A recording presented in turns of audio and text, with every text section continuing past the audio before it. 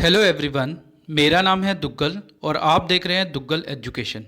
और आज के इस वीडियो में हम डिस्कस करने जा रहे हैं जीव विज्ञान का एक टॉपिक जो है मानव मनोविज्ञान भाग 2, जो सभी प्रतियोगी परीक्षाओं के लिए काफ़ी महत्वपूर्ण है।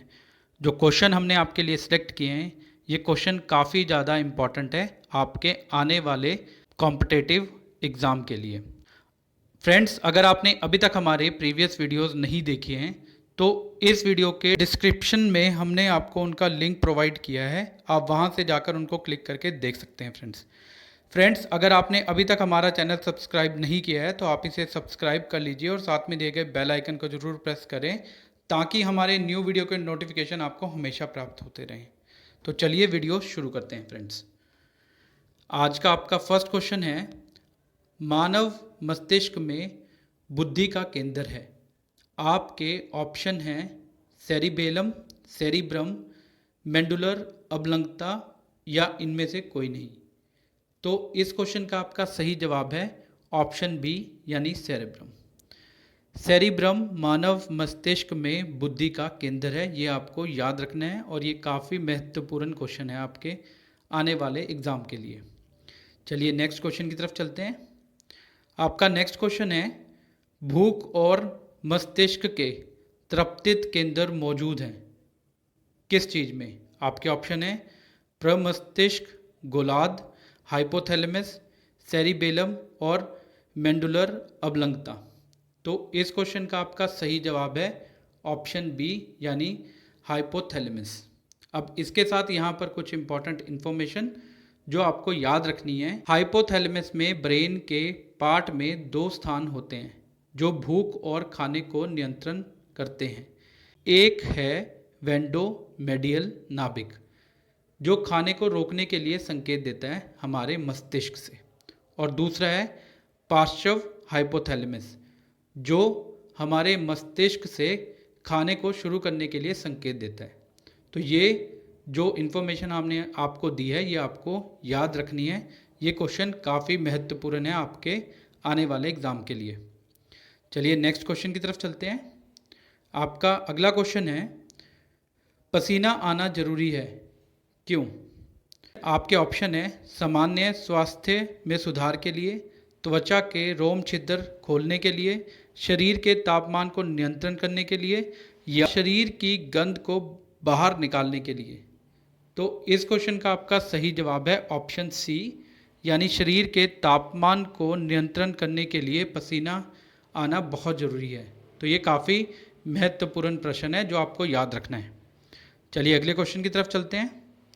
आपका अगला क्वेश्चन है, अगर खून में CO2 सांद्रता बढ़ जाती है तो सांस लेना बंद हो जाएगा क्यों? आपके ऑप्शन है बढ़ना, कमी, रुके या कोई प्रभाव नहीं होगा। तो यहाँ पर क्या होगा? यहाँ पर बढ़ेगा, यानी option A is your correct answer, बढ़ना। अब यहाँ पर भी कुछ इम्पॉर्टेंट इन्फॉर्मेशन जो आपको याद रखनी है।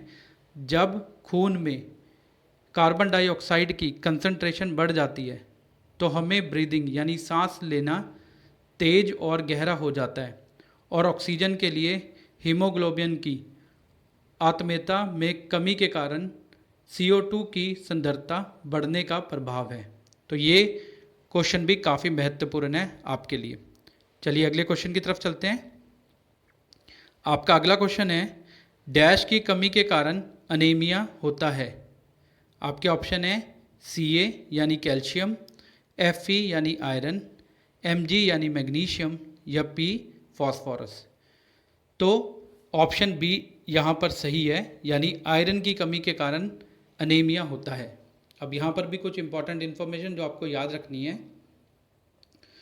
Nutritional anaemia iron, protein, vitamin B12 और अन्य विटामिन और मिनरल यानी खनिजों की कमी के कारण होती है, जो हीमोग्लोबिन के फॉर्मेशन के लिए यानी खून बनाने के लिए काफ़ी आवश्यक है।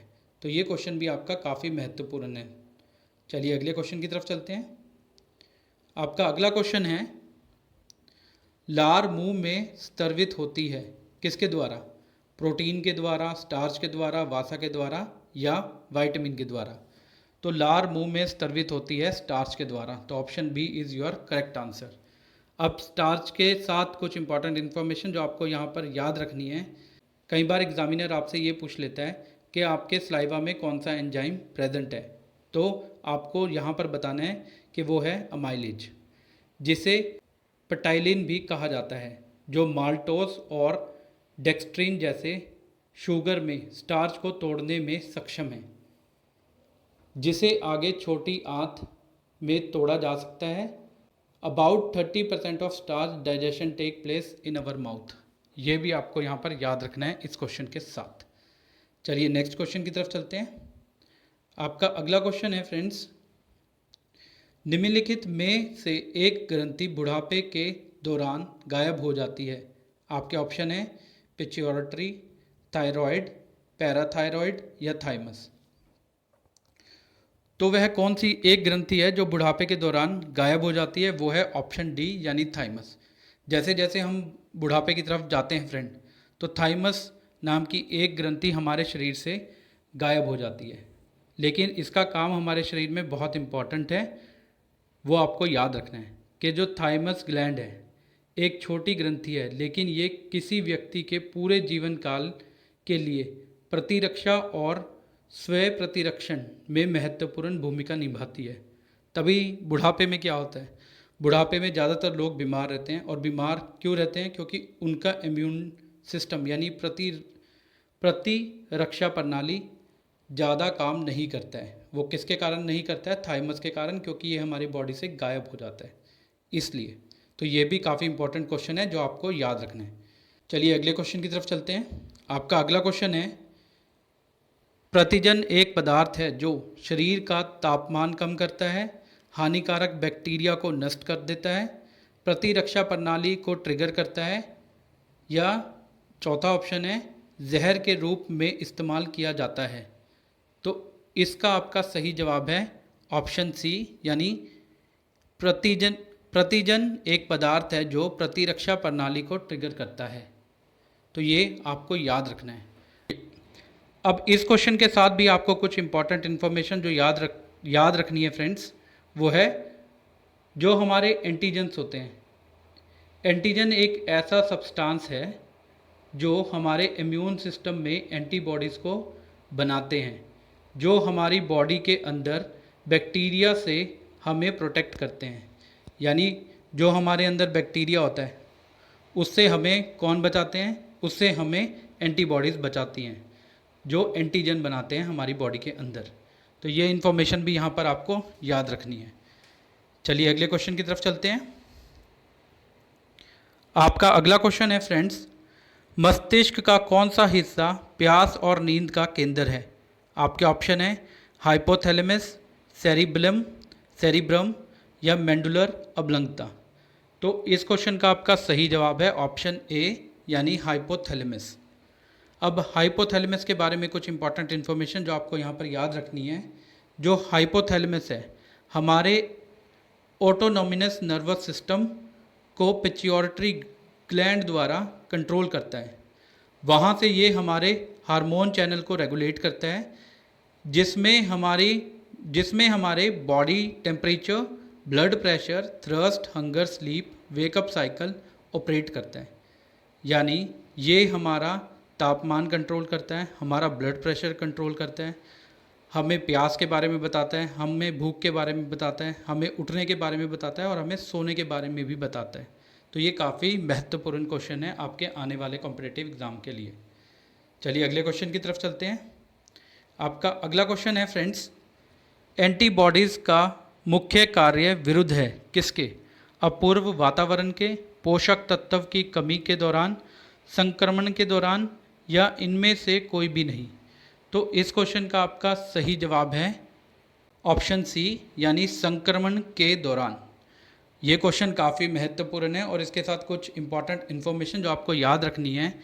जो एंटीबॉडीज़ के मेन फंक्शन है, एंटीबॉडीज़ को ब्लड और ग्लूकोज में सेक्रेटेड किया जाता है, जहाँ वे विदेशी पदार्थ जैसे रोगजनकों और विषाक्तता पदार्थों को बांधते हैं और उन्हें नष्ट करते हैं। जीवाणुरोधी कोशिकाओं को कोशिका द्वारा नष्ट करने के लिए एंटीबॉडीज सिस्टम को एक्टिवेट करता है। ये इन्फॉर्मेशन भी आपको इस क्वेश्चन के साथ याद रखनी है फ्रेंड्स, आपको ये वीडियो कैसा लगा? अगर आपको ये वीडियो अच्छा लगा हो तो वीडियो को लाइक और शेयर करना मत भूलिए। And if you have any doubt and suggestion regarding these question तो please write down in comment section below. और ऐसे ही और वीडियो को देखने के लिए आप हमारे चैनल दुग्गल एजुकेशन को सब्सक्राइब कर सकते हैं और साथ में दिए गए बेल आइकन को जरूर प्रेस करें ताकि हमारे न्यू वीडियो के नोटिफिकेशन आपको हमेशा प्राप्त होते रहें। Thank you so much for watching this video. Thank you so much friends. We will meet you in new video. Thank you so much.